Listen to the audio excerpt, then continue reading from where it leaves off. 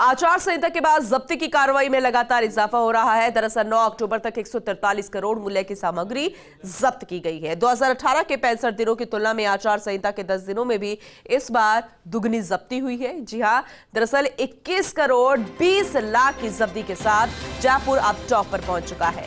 11 करोड़ 90 लाख की जब्ती के साथ उदयपुर दूसरे स्थान पर, 9 करोड़ 80 लाख की सामग्री बाड़मेर में, 9 करोड़ 49 लाख की सामग्री भीलवाड़ा में भी जब्त हुई है। इसके अलावा 8 करोड़ 31 लाख की सामग्री अलवर में जब्त हुई है। 8 करोड़ 26 लाख की सामग्री जोधपुर में जब्त की गई है और आगे भी कार्रवाई लगातार जारी है। उसी के तहत 7 करोड़ 17 लाख की सामग्री गंगानगर में जब्त हुई है। 6 करोड़ 63 लाख की सामग्री सीकर में जब्त की गई है। 6 करोड़ 53 लाख की सामग्री चित्तौड़गढ़ में, जबकि पाली में 5 करोड़ 26 लाख की जब्ती हुई है। यानी कि कार्रवाई लगातार जारी है, लेकिन इसमें भी राजधानी जयपुर टॉप कर रहा है। राजधानी जयपुर में सबसे ज्यादा रकम की सामग्री को जब्त किया गया है। विस्तार से समझेंगे, सहयोगी डॉक्टर ऋतुराज हमारे साथ जुड़ चुके हैं। ऋतुराज, आपसे विस्तार से समझना चाहेंगे क्योंकि आंकड़ा तो हम रख रहे हैं, राजधानी जयपुर भी टॉप पर है, लेकिन इसमें यह भी जरा देखिए किस तरीके से लेन देन और ये सभी सामग्री जो आचार संहिता के तहत पकड़ी जा रही है, कई सवाल भी खड़े हो रहे हैं, लेकिन कार्रवाई किस तरीके की जाएगी ये भी बताइएगा। देखिए, शराब आदि जो नकदी वगैरह जब्ती की कार्रवाई है उसमें काफी अग्रणी माना जा रहा है राजस्थान, और एक तरह से मिसाल कायम की है। इसी कड़ी में 146 करोड़ तक आंकड़ा पहुंच गया है और 21 करोड़ की जब्ती की कार्रवाई अकेले जयपुर की है।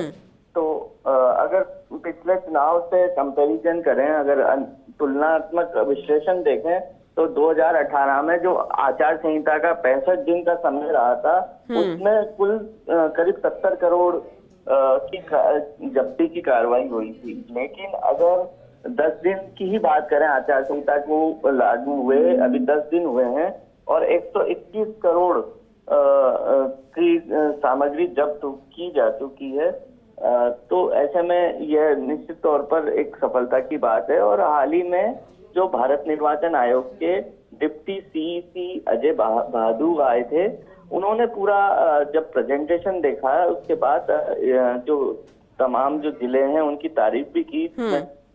उदयपुर और जयपुर और अन्य जिलों के नाम लेकर तारीफ हुई है कि जिस तरह से कार्रवाई की गई वो पूरे विधानसभा चुनाव में अन्य राज्यों के लिए भी एक नजीर मानी जाती है, क्योंकि काफी नाकेबंदी करके चेक पोस्ट लगाकर ही कार्रवाई की गई है, सघन निगरानी की है।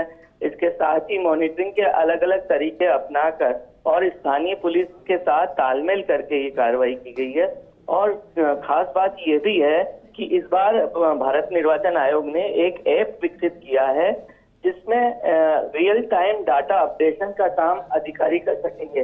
प्रवर्तन एजेंसी के अधिकारी यदि कहीं छापा कार्रवाई करते हैं तो उनको रियल टाइम 1 घंटे में अपडेशन करना होगा, और उस दिन जिस दिन छापामारी की जाती है उस दिन के रात 12 बजे तक वो रियल टाइम अपडेट करके डाटा को न सिर्फ अपडेट कर सकेंगे बल्कि दूसरे जो इस तरह के एजेंसी हैं उनके साथ तालमेल भी स्थापित कर सकेंगे कि इस तरह की कार्रवाई की जा सकती है। और खास तौर पर जो सीमावर्ती जिले हैं जिनकी सीमा अन्य राज्यों से लगती है, वहां पर खास निगरानी के, और जो बॉर्डर इलाके हैं जो अन्य देश से जुड़े हुए हैं, उन इलाकों में भी खास इस बारे में निगरानी रखी जा रही है। गश्ती बढ़ाई गई है, जो सर्विलांस टीम है उनका ज्यादा से ज्यादा तैनाती वहां पर की गई है। तो इस तमाम कारणों से यह छापेमारी कार्रवाई ज्यादा